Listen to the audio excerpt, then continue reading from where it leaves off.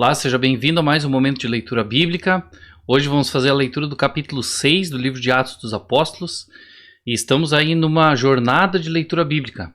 Quero te convidar, se tu ainda não é inscrito nesse canal, te inscreve, ativa as notificações para receber cada novidade postada aqui no canal. Também curte esse vídeo e encaminha para um amigo teu para que ele também possa ter acesso à palavra de Deus e possa acompanhar a leitura conosco. Vamos lá então, vou compartilhar o texto na tela para que a gente possa acompanhar.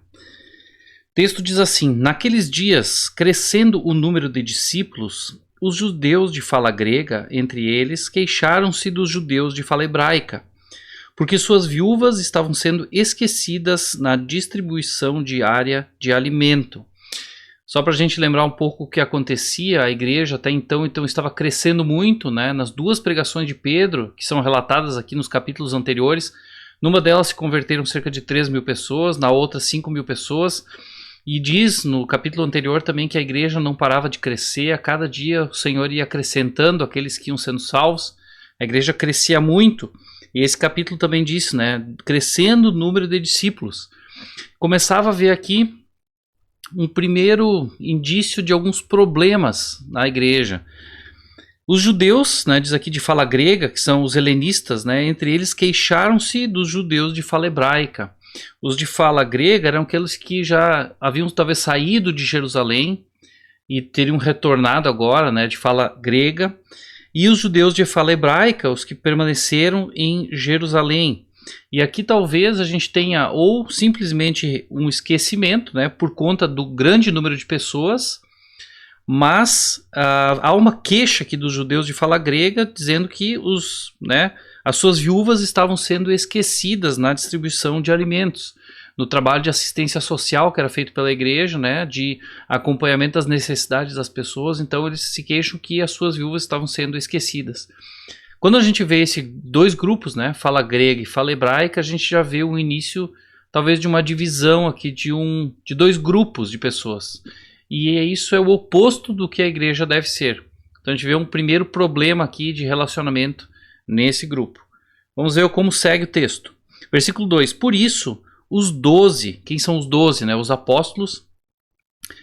Os 12 reuniram todos os discípulos e disseram: não é certo negligenciarmos o ministério da palavra de Deus a fim de servir às mesas.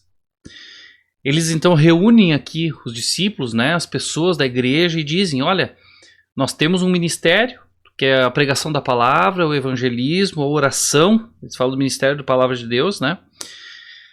E não podemos abrir mão disso, né? Perder o foco disso para servir às mesas, né? Comprometer ou negligenciar esse ministério. Há uma clara definição aqui do que é prioritário. Embora o trabalho de assistência social, o trabalho de assistência às pessoas aqui da vida da igreja fosse importante. Eles não dizem que não é. Muito pelo contrário, mas dizem que não poderiam negligenciar o foco do seu trabalho, naquela missão que Jesus deu a eles para fazer o outro trabalho.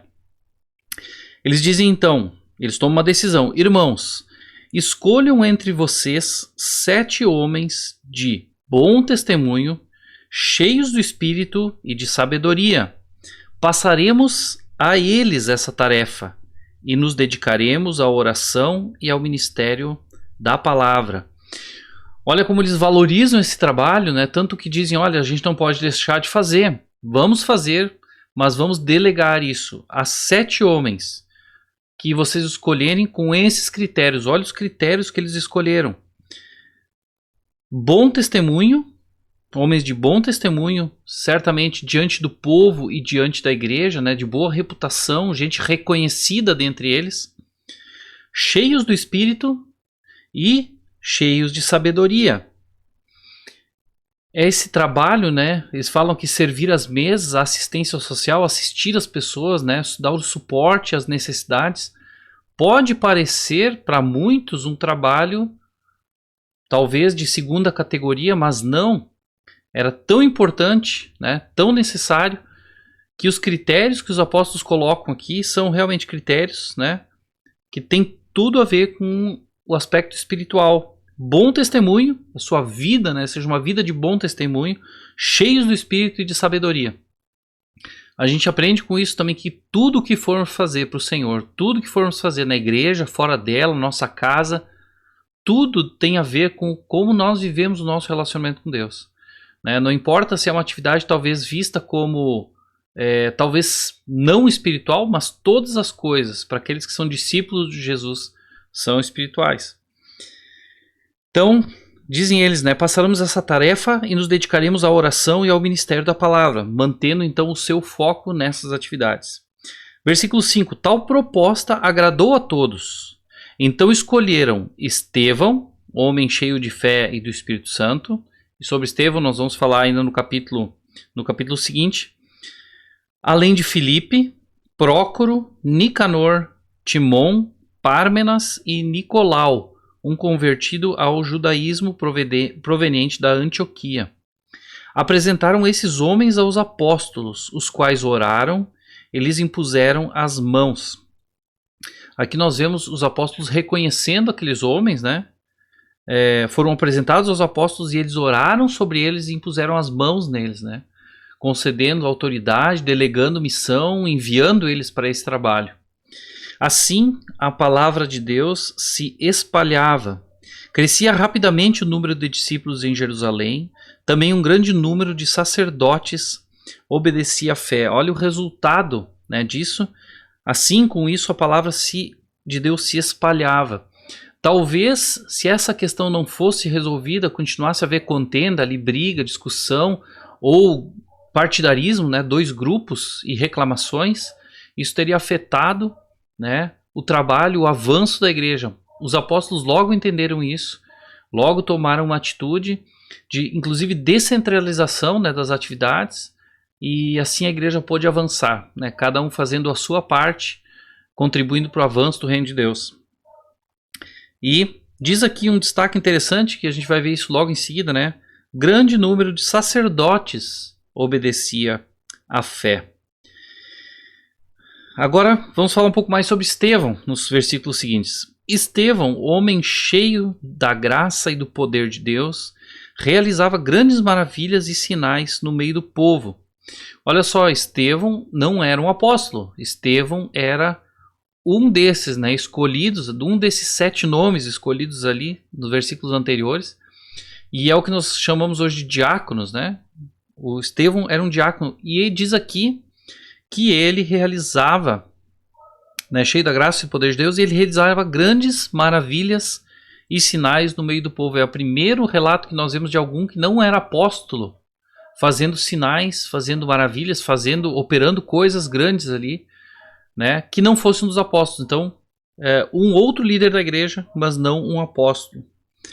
Contudo, levantou-se oposição dos membros da chamada Sinagoga dos Libertos, dos judeus de Cirene e de Alexandria, bem como das províncias da Cilícia e da Ásia. Esses homens começaram a discutir com Estevão, mas não podiam resistir à sabedoria e ao espírito com que ele falava. Olha como interessante, né? Estevão, um diácono, não era um apóstolo, e ele diz que ele fazia sinais, fazia maravilhas, e ele expunha, ele falava, né, com sabedoria e cheio do espírito, né? O espírito com que ele falava. As pessoas tentavam discutir com ele, contender com ele, e não podiam resistir, né, à sabedoria e ao espírito com que ele falava. Muito interessante esse trecho. Versículo 11. Então, olha a artimanha que eles usaram, né, a forma como eles usaram para tentar então enquadrar Estevão aqui. Então subornaram alguns homens para dizerem: ouvimos Estevão falar palavras blasfemas contra Moisés e contra Deus. Apelaram para mentiras. Não tinha como eles acusarem Estevão de algo que ele tenha feito, porque ele tinha bom testemunho, ele era fiel ao Senhor, mas da mesma forma como fizeram com Jesus, né, arrumaram acusações falsas, subornaram pessoas para que pudessem dar falso testemunho contra Estevão. E as acusações foram falar palavras blasfemas contra Moisés e contra Deus. Com isso agitaram o povo, os líderes religiosos e os mestres da lei. E prendendo Estevão, levaram-no ao Sinédrio, que é a reunião dos líderes do povo. Ali apresentaram falsas testemunhas que diziam: este homem não para de falar contra este lugar santo e contra a lei. Pois o ouvimos dizer que esse Jesus, o Nazareno, destruirá esse lugar e mudará os costumes que Moisés nos deixou. Certamente a pregação de Estevão, ela era o evangelho, né? A mensagem que Jesus tinha falado, né? Que quando Jesus disse, olha, não ficará pedra sobre pedra, né, nesse lugar, quando ele falava ali do templo, ele se referia a algo que aconteceria anos mais tarde, na destruição do templo a destruição de Jerusalém, inclusive do templo.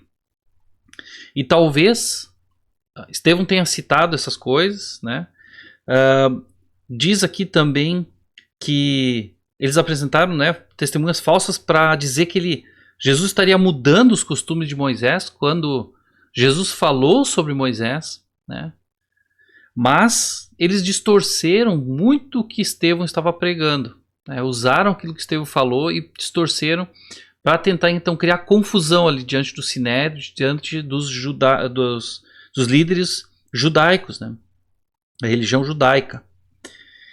Diz aqui no versículo 15: olhando para ele, todos os que estavam sentados no Sinédrio viram que o seu rosto parecia o rosto de um anjo.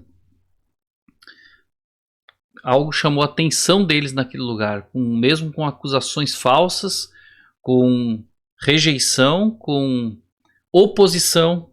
O rosto de Estevão parecia o rosto de um anjo.